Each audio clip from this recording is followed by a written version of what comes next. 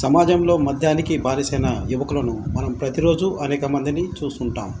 కానీ షాద్నగర్ నియోజకవర్గం ఫరూక్ నగర్ మండలంలోని కందివనం గ్రామానికి చెందిన నవీన్ అనే యువకుడు తమ గ్రామంలో మద్య నిషేధం విధించాలంటూ వినూత్న కార్యక్రమాన్ని చేపట్టడం విశేషం.